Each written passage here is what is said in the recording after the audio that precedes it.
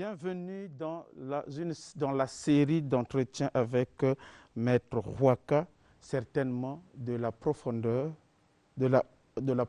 à la hauteur, peut-être de la hauteur à la contradiction, parce que Maître Rwaka, lui, n'est pas d'accord avec tous les pasteurs. Pourquoi? Parce qu'il pense que la Bible est contradictoire. C'est un livre où, en réalité, si on se fie à ce qui est dit et ce qui est écrit, on va se perdre. C'est une somme de contradictions. Maître Rwaka, bonjour. Bonjour, mon frère. Vous avez suivi tout à l'heure l'apôtre Phila. Pourtant, vous avez constaté qu'il n'y a pas de contradiction, il y a plutôt une cohérence dans le message tout à l'heure. Donc, je ne vois pas d'où vous sortez toutes ces contradictions dans la Bible. Bon, la contradiction est biblique, elle n'est pas peut-être du genre humain parce que ce ne sont pas nos pasteurs ici présents qui ont écrit la Bible. C'est un livre qui a été écrit et dont les religieux se contentent de raconter tant bien que mal, avec toutes les faussetés et toutes les péripéties qui ne coïncident pas avec notre réalité aujourd'hui. Donc, ce n'est pas de leur faute, mais je le félicite quand même, je le félicite parce que dans son message, je les suis tous. Lorsque quelque chose est bien fait, et c'est une réalité, bon, on dirait c'est un pasteur et un jeune maître qui apprend, parce que ce qu'il dit, c'est un message très profond, que j'ai compris autrement, peut-être que... mais c'est ça la cohérence, lorsque je dis l'Église aujourd'hui a perdu sa capacité. Parce que son message aujourd'hui est devenu démodé. Pourquoi? Il y a deux types de religions sur la terre. Il y a ce que nous appelons des religions hermétiques. Toute religion est l'œuvre d'humain, l'œuvre d'un homme. Mais dans cette œuvre, toutes les religions se sont inspirées de l'œuvre de la nature et de l'interprétation chronologique des œuvres de la nature. Et lorsqu'il y a eu bâtissement des religions, les religions se sont scindées en deux modules. Il y a des religions que nous pouvons appeler des religions passives et des religions objectives. Des religions objectives ici, c'est des religions hermétiques. Des religions dans lesquelles on retrouve certains manuels, certains enseignements magiques et ésotériques. Je prends le cas, par exemple, de l'hindouisme, du bouddhisme. C'est des religions. Est-ce qu'on peut mettre dans ce sac-là l'école africaine des initiations spirituelles? Nous ne sommes pas une religion, nous sommes une école typiquement ésotérique et para-africaine. C'est-à-dire, chez nous, il n'y a que la tradition et la magie. La religion, oui, on peut l'enseigner de passant comme étant une morale. Mais lorsqu'on parle de religion dans sa profondeur, nous avons le christianisme, l'islam qui sont des religions passives, qui ont rejeté l'hermétisme. L'hermétisme ici, c'est quoi? C'est les œuvres de la vie, telles que la réincarnation, et telles que l'incarnation, telles que le rapport entre les morts et la vie. Ça, c'est Ces religions n'ont peut-être pas rejeté ça à tort. Certainement, il y a des expérimentés. Vous prenez aujourd'hui la religion chrétienne avec comme patron la personne de Jésus. Mais vous voyez, il vous dit qu'il n'y a pas la réincarnation avec des exemples. Non, il le dit. Donc, non, la fameuse contradiction dont vous non, parlez, Jésus croit en la réincarnation. Ah bon? Il croit en la réincarnation lorsqu'il dit, il demande à ses apôtres, il dit, que dites-vous que je suis? Chacun d'eux a émis des réponses. Vous êtes le Messie, vous êtes Élie qui allait venir. S'il n'admettait pas la réincarnation, il allait net et réel et stopper, dire, ça n'existe pas, Élie n'allait jamais revenir. Premier point. Deuxième point, le même Jésus dit, vous cherchez qui? Élie? Oui, mais Élie est déjà arrivé. C'est en la personne de Jean-Baptiste qu'il vient de tuer. Est-ce qu'en ce moment-là, ce n'est pas une contradiction, je dirais peut-être une manière de définir la réincarnation, la compréhension? Est-ce que quand il parle de l'esprit qui était en Élie, il fait forcément allusion à une réincarnation, docteur? Il fait allusion à l'incarnation, qui est donc la transposition du pouvoir. Parce que Élie ici n'est pas une personne, mais Élie c'est un pouvoir. La transposition du pouvoir, du même pouvoir qui était dans Élie, qui est passé par Élisée et qui est devenu chez Jean-Baptiste.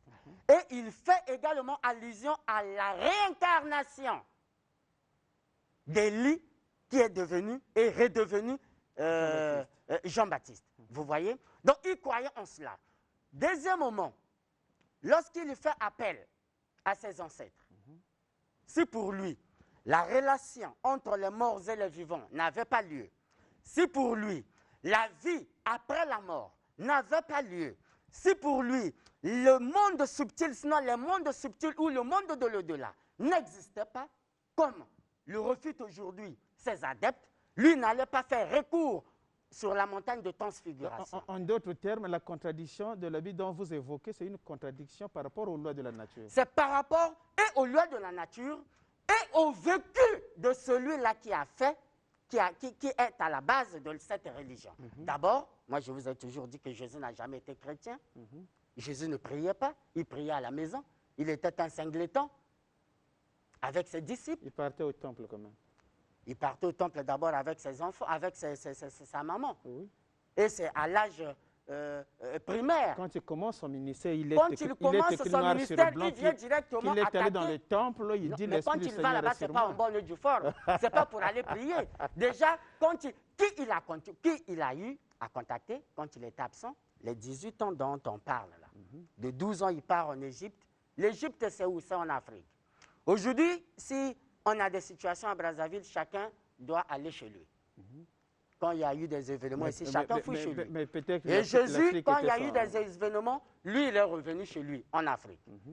C'est pour autant dire qu'il est bon tout comme nous. Quand vous dites ça, docteur Rama à côté a souri là. Non, il sourit parce qu'avec nous sommes dans la même logique que l'homme noir est à la base et que la vraie religion, c'est l'animisme dont je parle. Voilà. Et quand je parle de l'animisme ici, ce n'est pas dans le sens de mélanger cela avec le bouddhisme et autres. Surtout que dans l'animisme, là, on a un nouveau concept, l'iconothérapie qu'on a créé tout à l'heure. Oui, je peux encore bien expliquer ce terme-là de Maître Ben beaucoup plus approfondi parce que l'iconothérapie dont il parle, par exemple, je peux prendre l'exemple d'un totem. C'est un totem d'un village. Aujourd'hui, bon, lui, quand il disait qu'on va afficher ça dans les hôpitaux, non, mais on va commencer à nous accuser. Vous avez mené une image, vous mettez là où il y a des malades, ils vont dire, mais voilà, bah, si vous connaissez aussi les abyssaux. Tu vois, ils sont venus nous finir. Non, non, non, okay, c'est pas dans ce sens. Revenons dans notre sujet, nous, on a passé de temps. Oui. Moi, avec le message que j'apporte, c'est pour, vous voyez par exemple, ce pasteur, il parle des dimensions, de la 4e dimension et de la 3e dimension. Oui, mais c'est des choses, c'est la profondeur des sciences ésotériques. Et c'est ce qui devrait normalement être enseigné dans les églises. Mais aujourd'hui, l'Église n'enseigne plus les lois hermétiques de la nature. La preuve est là, l'Église enseigne, ça c'est un pasteur qui enseignait tout à l'heure. Non, c'est pas. Est-ce que c'est biblique dire que non, tous les pasteurs vont... S'ils peuvent en enseigner, mais c'est pour dire que notre message a fait des échos. Aujourd'hui, les pasteurs se transforment. Aujourd'hui, les pasteurs préparent déjà les tisanes. Les pasteurs sont en train d'inciser les gens. Les pasteurs lavent les femmes. Quelle est la différenciation qui nous différencie? Il n'y a jamais eu de différence. Voilà. Mais nous, c'est qu'ils doivent laisser ce message-là. Vous êtes des humains. Maître Waka, je commence à vous appeler docteur. Je sais que dans 2 matins, vous serez aussi docteur.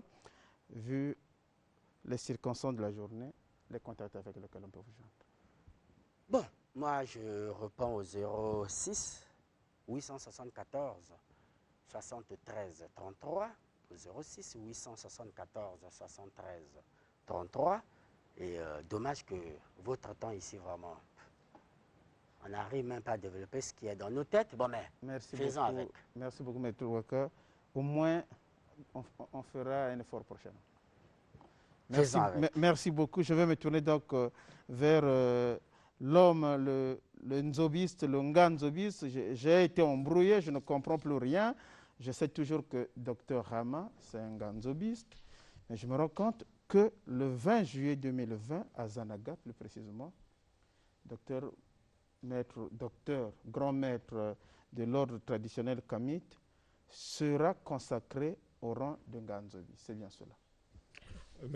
Merci, Mbouta, mes chers téléspectateurs et téléspectatrices, bonjour. Il faut rectifier, c'est Maître Rama, nzobiste reconnu. Il est nzobiste et il sera, je vous aide pour qu'il y ait la cohésion, qui est un art naturel. et Maître Rama, le 20 juillet, sera consacré au rang de Nganzobi. Je n'ai jamais ici dit que je suis Nganzobi. Non. Tout le monde sait que je suis nzobiste. Nzobiste, c'est celui qui est initié dans le nzobi. Nzobiste, c'est celui qui pratique le nzobi. Le nzobi, c'est celui qui connaît le nzobi. Mais dans le nzobi, il y a des degrés. Étant une école hermétique, une école mystique, une école ésotérique, il y a des degrés. Il y a des vandis, il y a des degrés. Et le plus haut degré dans la spiritualité nzobi, c'est celui de Nganzobi. Donc, à ce niveau, vous êtes au plus haut niveau. Et ça, ce n'est pas dans ta petite chambre que tu vas t'autoproclamer Nganzobi et sortir au public pour dire, voilà, je suis Nganzobi. Ça ne se passe pas comme ça. Dans la spiritualité nzobiste, il faut que les Nganzobi, donc les maîtres, les hauts initiés nzobi, te fassent passer cette initiation. Et ça se passe au vu et au su de tout le monde.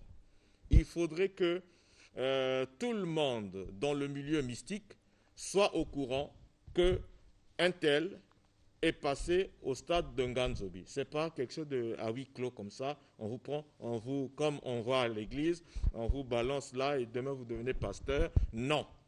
Donc, c'est une situation qui est suivie d'une très très très grande cérémonie. Il y a donc il y a une fête, il y a des danses qui sont faites, il y a des invitations, il y a des autres Nganzobi, d'autres foyers qui doivent être là. Et en ce moment-là, docteur Rama, la particularité, parce que je connais que vous avez une certaine, beaucoup de pouvoirs, mais qu'est-ce qui se cache dans le Nganzobi? En ce moment-là, vous aurez quel type de pouvoir? Merci, Mbouta Serge. Effectivement, comme disait mon maître d'Inzobi, maître Voss, Nganzobi, à Zanaga, il me dit, ce que tu fais, c'est très bien, tu es aux médias, très bien, tu es talentueux, tu as beaucoup de pouvoir, mais quand tu arriveras à ce niveau, ça sera encore plus que ça parce que tu deviendras un Ngankobe. Ngankobe. Ngankobe, c'est-à-dire que tu peux tenir un foyi. Un foyi, c'est un temple sacré. Parce que dans le nzobi, ce n'est pas n'importe qui peut ouvrir un temple sacré parce qu'il est nzobiste, non. Il faut que tu sois à ce rang. Donc à ce rang, je pourrais avoir au niveau, par exemple, je prends un exemple, au niveau du Poul, ici à Brazzaville, ou au niveau du Kwilu, je prends un exemple, je peux avoir désormais un temple du nzobi. Donc c'est un peu comme les maîtres des loges, pour faire une analogie. Pour faire une analogie, dans les loges occidentales, par exemple à la franc-maçonnerie, c'est une analogie que je fais, quand vous devenez grand maître au niveau de la franc-maçonnerie, vous avez maintenant le pouvoir d'avoir une loge à vous dans votre pays. Ainsi, on parle de la grande loge maçonnique du Congo, de la grande loge maçonnique de France, de la grande loge des États-Unis, tout ça, parce qu'il y a d'abord des grands maîtres. Donc, ça veut dire que c'est par analogie, c'est un exemple non, je comprends très bien. Et donc, en ce moment-là, oui. vous serez Nganzobi, mais vous avez voulu oui. intéresser les médias, oui. y compris des personnalités à cette... Vous avez invité qui? Oui. C'est une très très très grande fête où Télé Congo, Studio 210 sera mise à l'honneur. Radio Congo sera mise à l'honneur. Et mes frères du Nzobi, Maître Waka qui était là tout à l'heure, que j'apprécie beaucoup, qui fait du bon travail, il sera de la partie. Mes frères Okis qui étaient là, on s'était vu dernièrement, il est venu au siège l'Uniakuson, on s'est embrassé parce qu'il dit c'est bien ce que vous êtes en train de faire, félicitations, grâce à vous, le Nzobi est en train de se faire connaître, grâce à nous tous, il n'y a pas que Maître Kinda, Maître Waka également, notre frère Okis et bien d'autres aussi qui ne sont peut-être pas connus et qui aujourd'hui sont en train de faire connaître cette très très noble spiritualité. Et donc, il y aura les médias, Télé Congo, Radio Congo, Maître Waka, on ne peut pas oublier le célèbre docteur Ben qui sera là, Jazz sera là, le grand journaliste. J'ai pensé inviter aussi mon frère de la RDC que vous connaissez bien, qui n'est pas un nzobiste, mais qui aime bien le Nzobi et qui avait eu la chance d'arriver à Zanaga. Malheureusement, il s'est passé beaucoup d'incompréhension. C'est un problème d'incompréhension. Et donc, Maître Avatar, Jean-Pierre Manzolo, qui sera invité, nous allons s'organiser. Maître Tibus Nebokolo et Maître Tibus Nebokolo, qui donc, en un mot, tous mes amis, tous mes frères, tous vos amis, tous les et les autorités de la voilà, place, le ministre Mbani et le ministre Titati. J'ai une question, certainement c'est la dernière, Maître Rama. Oui. Ça aura lieu le 20 juillet. Pratiquement, oui, j'ai annoncé la date. Pratiquement, dans la pratique, qu'est-ce qui a déjà été fait dans la préparation de cet événement? Nous sommes prêts. Merci, avec tous les respects, Mouta Serge qui voulait. Nous sommes prêts. Et nous sommes en train de souhaiter qu'il y ait le déconfinement comme prévu, le déconfinement total, pour qu'il y ait libre circulation, parce que nous allons nous déplacer de Brazzaville à Zanaga. C'est quasiment 500 km. Quasiment 500 km. Les voies sont très bonnes, surtout en cette période. Donc, nous sommes prêts. Les Ngandzobi sont prêts de vous recevoir. Ça sera une très belle découverte. Vous vivrez en live cette spiritualité, parce qu'on nous reproche de trop faire de théorie. Et d'ailleurs, le public a raison. Il faut aller vers la pratique. Le public a raison. Vous avez raison. Et cette fois-ci, vous allez vivre la pratique de notre spiritualité Kamite africaine. Osgaleno Ouyono est d'avis avec vous. Il est c'est le président de Studio 210 à Pointe-Noire. Vous devrez le connaître. Oui. Le numéro avec lequel on peut... Merci. Tous ceux qui voudraient aussi assister à cette cérémonie, participer, assister, découvrir le Nzobi, ils peuvent nous contacter. Et tous ceux qui ont des différents problèmes spirituels, ils peuvent nous contacter au 06 991 31 97. 06 991 31 97 ou au 05 748 48 32. 05 748 48 32. Notre siège, le siège du Nzobi, ici, se trouve à Mukondo, dans la rue Misaku, numéro 28. Mukondo, rue Misaku, numéro 28. Maintenant, tous ceux qui souffrent de vouloir me rencontrer à Pointe-Noire et dans toutes les localités du pays, comprenez qu'il y a le confinement. Comprenez-le. J'ai voulu prendre le risque de faire la route, mais mes conseillers m'ont demandé d'être un peu patient. Donc, nous serons dans toutes les autres localités après le confinement. Voilà. Merci beaucoup, Dr Rama, pour toutes ces informations. Vous êtes Nzobiste, vous serez Nganzobiste en date du 20 juillet 2020. Et vous êtes aussi phytothérapeute parce que vous faites de la médecine traditionnelle. C'est pour cette raison que je vais me tourner vers M. Auguste Balandamio, phytothérapeute. Et aujourd'hui, il va nous parler d'une maladie que vous connaissez, que vous rencontrez au quotidien, maladie Ndeke. Maladie Ndeke, l'épilepsie. C'est une maladie souvent qualifiée comme étant spirituelle, diabolique, mais à ma grande surprise, M. Auguste dit qu'il va nous parler de cette maladie. Monsieur Auguste, bonjour. Bonjour, monsieur. Vous êtes phytothérapeute. Ça fait beaucoup d'années depuis que vous êtes dans ce domaine. D'ailleurs, vous êtes une personne ressource pour le ministère de la Santé. Comment vous comprenez l'épilepsie? Merci, monsieur STK, le journaliste. Quand on parle de l'épilepsie, tout à l'heure, vous venez dans l'introduction parler qu'il y a confusion. Le monde pense que c'est quelque part héréditaire. Le monde pense que c'est un problème de la sorcellerie. Mais nous devons savoir que l'épilepsie est une maladie comme tant d'autres et qui a besoin d'être traitée sérieux. Et que les gens, peut-être, ne connaissent pas très mieux cette pathologie que nous appelons l'épilepsie. Voilà pourquoi ce matin, c'est vrai, le mois de mars, c'était le mois de l'épilepsie, mais on n'a pas eu le temps avec ce Covid. Maintenant, nous avons profité à la fin de ce mois parler de l'épilepsie, parce que le mois prochain, c'est le mois de la drépanocytose. Ça, c'est d'après le programme de l'OMS. D'après le programme de l'OMS, c'était le mois de mars qui était le mois de l'épilepsie. Mais dans ce cas, nous qui ne connaissons pas, qui pensons ceci, cela, c'est vrai, c'est une maladie parmi tant d'autres.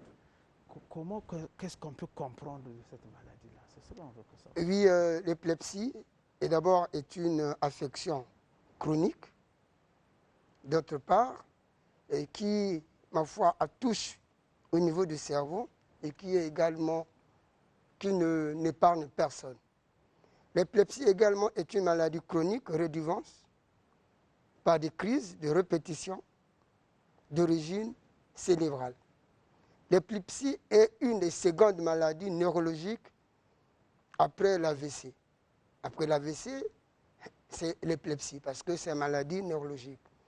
L'épilepsie est également un trouble du système nerveux central dans lequel le système nerveux devient anormal. C'est pour vous dire que l'épilepsie est basée pour zone capitale le cerveau. Et nous savons que le cerveau est constitué de grands nombres de neurones qui ne sont que des cellules nerveuses douées à l'activité électrique. Et que l'influx nerveux peut être assimilé à un courant électrique qui se propage tout le long de nerfs jusqu'aux muscles. C'est en ces termes que nous pouvons dire que l'épilepsie est due à un dérangement électrique. Vous savez, quand vous avez un problème de courant, tout à l'heure, quand on constate qu'il y a un dérangement électrique, nous n'avons pas de courant. Donc également au niveau de l'épilepsie, c'est dans ce cadre que l'épilepsie est également gérée en tant qu'un élément nuisible, mais que les gens ne peuvent pas savoir, qui gère le système nerveux. C'est un élément nuisible et les uns et les autres ne savent pas comment il fonctionne, il agit. Vous êtes phytothérapeute, on vous emmène un cas. Est-ce que c'est au début qu'on doit traiter les cas d'épilepsie? Est-ce que j'ai jamais compris ça? D'ailleurs, comment vous identifiez? C'est vrai que les parents vont dire que non, moi, j'ai la malade Andek. Est-ce que vous fiez au dire des parents? Vous avez des mécanismes qui vous permettent de découvrir les cas d'épilepsie? Vous savez, en tant que phytothérapeute, vous savez, un bon phytothérapeute, c'est un grand médecin généraliste. Parce qu'un grand médecin généraliste, c'est quelqu'un qui cherche à trouver la racine principale d'une des pathologies à traiter. Et lorsque nous avons un patient qui arrive, qui souffre de l'épilepsie, et les parents me parlent que l'enfant souffre d'épilepsie, l'épilepsie n'est pas en une seule fois, on ne peut pas dire que cet enfant a un problème d'épilepsie. Il faut qu'il y ait beaucoup de temps et qu'il y ait des crises à répétition. C'est à ce niveau-là qu'on peut détecter que réellement cet enfant-là souffre de l'épilepsie. Parce que dans les normes, l'épilepsie est comme sur les troubles gastro, l'épilepsie également fait partie des troubles d'un dysfonctionnement nerveux. Alors quand on parle de dysfonction nerveuse, nous avons beaucoup de symptômes et nous avons beaucoup de causes par rapport au temps qui nous sont répartis. Certainement, le temps ne nous permet pas d'aborder donc les symptômes et les causes. Certainement, ce sera le sujet qu'on pourra aborder aux prochaines émissions. Mais en résumé, on retient quoi sur l'épilepsie? Je vous ai dit, l'épilepsie, c'est le dysfonctionnement cérébral et qu'on peut distinguer plusieurs formes d'épilepsie. Oui. Nous avons des crises généralisées, nous avons des petites mâles, nous avons des crises baffrées, on appelle l'épilepsie localisée, d'autres crises localisées, l'état de mal épileptique. Donc, on a au moins 5 formes d'épilepsie que nous aurons dans les jours à venir. Et dans la manière de faire face à cette épilepsie, c'est la même chose ou bien chaque type d'épilepsie a sa façon de pouvoir le traiter? Non, chaque épilepsie a ses symptômes, chaque épilepsie a ses causes et également nous arrivons à déterminer par rapport au mal du patient quels sont les traitements qu'il faut administrer à ce. Merci beaucoup, Monsieur Auguste. Vous avez un numéro quand même par lequel on peut vous joindre?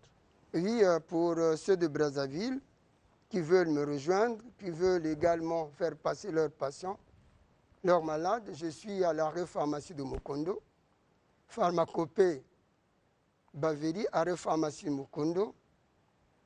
Mais le numéro, c'est le 526 15 07. 526 15 07. Vous pouvez m'appeler également au numéro avec le MTN, le 06 695 35 20.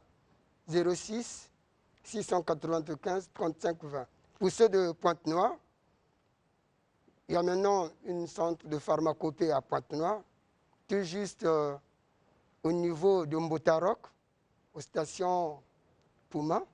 Donc là, vous pouvez me rejoindre avec le numéro le 06 913 01 55. Le 06 913 01 55, c'est la pharmacopée eau de vie. Merci beaucoup, Monsieur Auguste Balandamion. Merci beaucoup à Jordanie ainsi qu'à Wab pour la gestion du chrono.